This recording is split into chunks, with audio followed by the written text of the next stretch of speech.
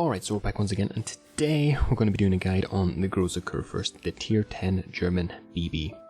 So first things first, let's get into a little bit of a discussion about which guns to use, and then we'll proceed to upgrades, and then we'll do captain skills, then we'll get into the gameplay. So running through this really quickly, I use the 4.6s, you can use the 4.20s. The 4.20s do provide you with a little bit more pen, and they give you a little bit more alpha damage on both your HG shells and your AP shells, but it does come with the downside of a basically 3 seconds greater reload time. I prefer the higher DPM. If it's your preference to get that higher alpha damage and the higher pen, that's fine. Mostly that's just personal preference. If we move on to upgrades, I do like to go a very tanky build on this ship. You can of course go the secondary build, but for me in that my playstyle, that doesn't seem to mesh all that well. So I go main armaments mod 1, damage control system mod 1, aiming systems because it's German, the guns aren't going to be all that accurate, so every little helps. Damage con system modification 2, concealment, which is basically a form of tankiness, and main battery modification 3, which gives you that 12% cooldown or reload buff.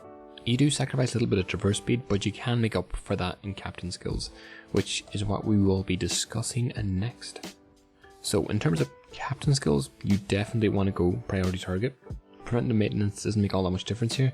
The main reason you want to go priority target is because if you bump into an enemy DD, being able to realize when they're using torps and when they're not is really important.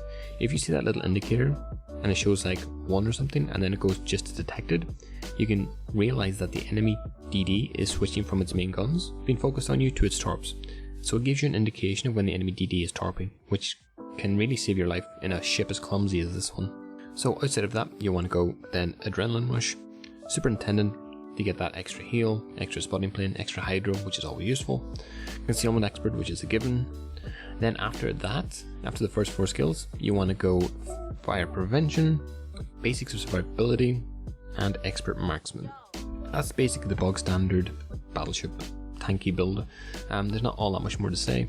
Again, expert marksman does compensate for the fact that you do give up a little bit of that traverse speed, just from the main armaments mod 3 that you take for your upgrades. So it does compensate a little bit, which is always nice. In terms of flags, again, you're going tanky, so you're going to want to take India Yankee, which, you know, reduces the fire chance or the fire extinguishing time, which is always nice. You definitely want to take the heal flag. You know, 20% might not seem all that much, but when you're on a ship with as much HP as the Großer Kurfürst, over 100,000, 20% is huge. Again, it's not as huge as the Royal Navy heal, but it is still definitely huge, so taking that flag is incredibly important. Now, if you're running a secondary build, you may want to take Mike Yankee Sussex or something, whatever that's called. Extra 5%, always nice.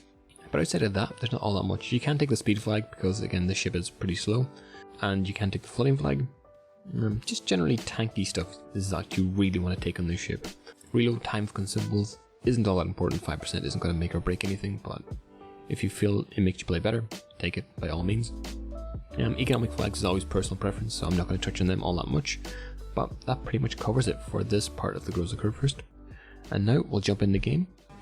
Alright, so we're in game now, and as you can see, this map is not all that well made for the Großer Kurfürst. Firstly, let me highlight a couple of things that you don't want to do for this map specifically, if you're in any kind of battleship. Firstly, you don't want to go here. This whole 9 and 10 area, you don't want to go there. It's a complete waste of time. You're just eliminating yourself from the battle. You may as well just run in and die effectively and never use your guns. Another point is that you can't really go into sea all that much. It's unbelievable the amount of times you see a Großer Kurfürst or any battleship just pressing their W key all the way up to full power and just steaming straight in through sea. What happens is they end up dead fairly quickly. So that's another thing you really want to avoid. Now, the Großer Kurfürst is a pretty tanky ship, but you do not want to overstretch the limitations of this ship, because it can die extremely quickly. Now, it does have 106,000 basically HP pool, which is very useful if you use it situationally. The way I like to play this ship is that you're constantly diving in and out of taking damage from several ships. As you can see here, there's basically a Republic, a Goliath, and a Venezia firing on me, and that's fine. I can show a decent amount of broadside here and be safe in the fact that it's very unlikely that they're going to get a Citadel on me. Generally, the only situations where you're going to get a Citadel on you in a Großer Kurfürst is if something's firing at you from long range and has monstrous shell arcs. And the only time I've actually Citadel the Großer Kurfürst, I think, was either in a Minotaur or a Yamato from extremely long range. So take that into consideration. Play up the fact that you are a really tanky ship and maybe, you know, absorb that damage for your team. Again, you're running a tanky build. There's no reason not to. So with that being said, we're going to push into B just because look at the formation of the enemy team. A whole lot of them are crowding around A, another crowd are crowding around C, which leaves B basically an opportune cap to take. And this probably speaks to another point of playing battleships, is that you want to generally put yourself in a position where not many other battleships are, and you want to put yourself in a position where you can actually get broadsides fairly consistently. If you look at this now, if I push a little bit further in this position, this opens up the entire flanks for me and my guns, basically to shoot whatever I want to at full broadside, especially battleships. And at the same time, you can see the Des Moines pushing in, which isn't all that much of a threat to me. But from this range, even with German guns, it's hard not to hit the Des Moines. And recently, well, not recently, but a couple of months ago, I think, the German ships did get a dispersion buff, which puts them effectively in line with the US BBs, which, you know, makes you wonder what's the point of US BBs anymore. But it definitely put the German ships in a pretty decent spot, all things considered. And I was actually surprised how much fun I actually had playing this ship over the past couple of days. It definitely has improved a lot since the first time I played it.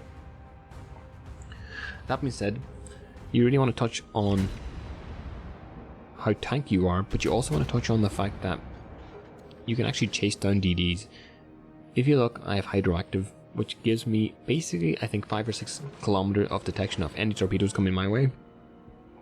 So if you're in that late spot of the game and you're hunting down a DD, being able to use that Hydro just to give you that little bit more detection time is really, really nice. As the Nevsky decides to show a little bit too much broadside here, and hopefully we can do something.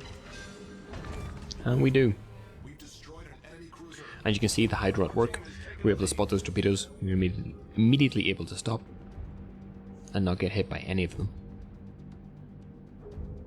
Now, that being said, it does come, the Großer Kurfürst does come with some downsides. Again, the dispersion might be okay to an extent, especially at close to medium range. But one thing that isn't great is the firing angles.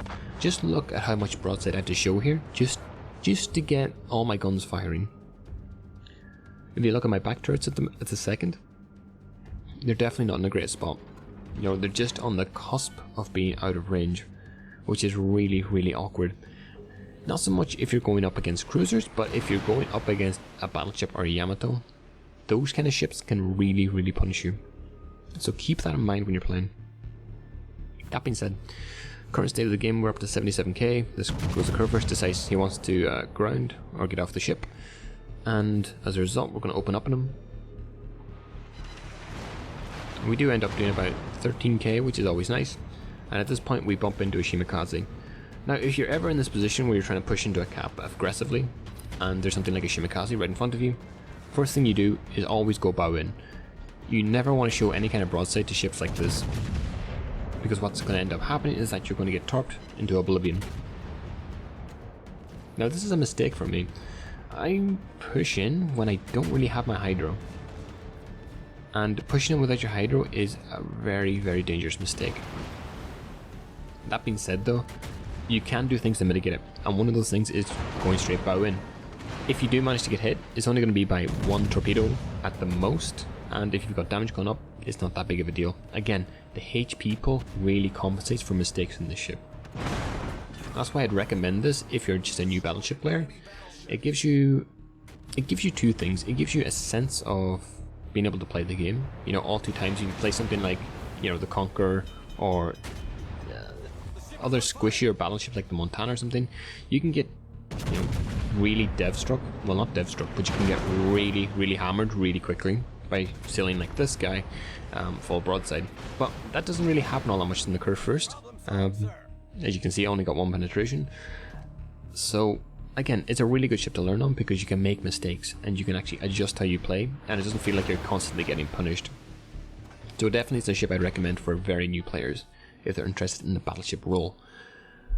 That being said, we do control all 3 caps. We're up to 98k, and at this point there's no emphasis on me really to push. We can push if we want to, but there's, again, the ball's in our court at this point.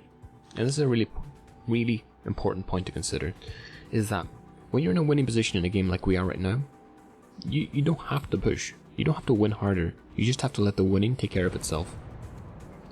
With that being said, the Republic does push up. We do pop the spotting plane, just to get a little bit of a better angle on him. All we really need is 1 shell hitting, which we don't get, sadly. The arc just isn't high enough in this ship. But I think he does eventually go down.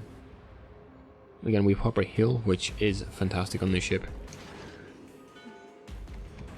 Honestly, I can't really recommend this ship enough, to be honest. I played a couple of battleships. I've been playing a lot of the Yamato recently. I've been playing a lot of the Thunder, a little bit of the Conqueror too. But this ship just feels like a battleship, you know?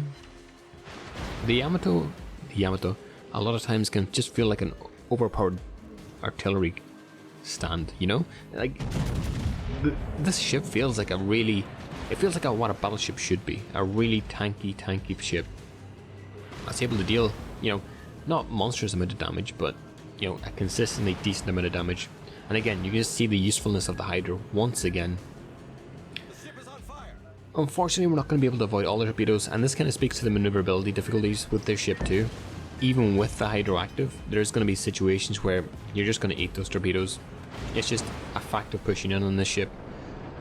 Again, your turning radius, I think it's over 1 kilometer, so even with the Hydro, it doesn't make you immune to torpedoes.